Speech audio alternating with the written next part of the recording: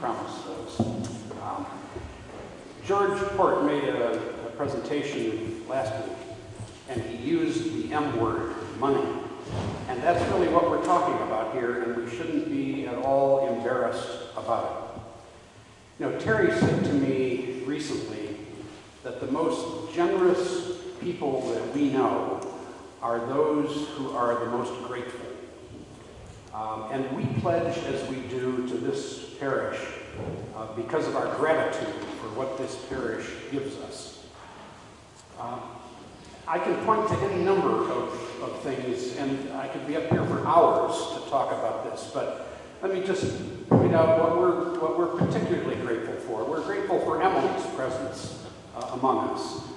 We're grateful for the choir, which each week provides incredible music that we find spiritually inspiring. We're grateful for the organ and he who plays it. We are grateful for the diversity of this parish. You know, Emily and I went to a meeting in Cayuga in September, and one of the rectors from another Episcopal church was bragging about the fact that her parish was about ready to be designated by the national church as a multicultural parish, which status you reach if you have less than 80% Caucasian members. And what I wanted to say to her was, boy, do we have you beat. So I give thanks for the diversity of this parish and the fact that we were able to raise our two sons in this kind of a diverse setting. I give thanks for the decoration of this beautiful church. I can still remember in 1976, the first time I entered this building, and how awestruck I was. And we don't often look up at the stenciling, but how awestruck I was by the beauty of the parish.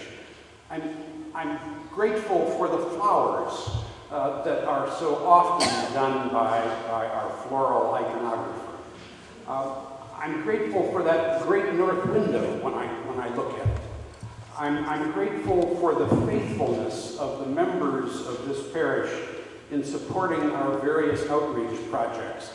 I'm grateful for the faithfulness of all of its congregation who stood steadfast during the 3 years that we were without a rector.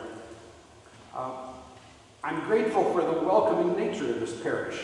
At the reading camp this summer, a member of another parish who was working at the reading camp said to me, "Are the people in this parish always this nice?" and I assured her that you were. So this is where our heart is. And that's why we give the money we do, and that's why we're going to increase our pledge by giving more money next year. You know, in Matthew 6, Jesus says that where your treasure is, there will your heart be also.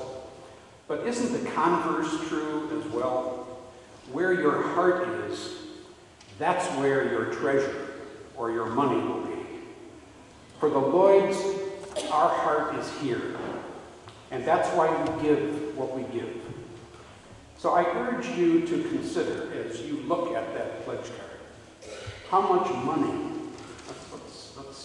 let's say it openly, how much money you are going to give to support what is important to you about this parish. What causes you to be grateful as you come here week after week. So I hope you'll be generous with your gifts. We can do great things with your help.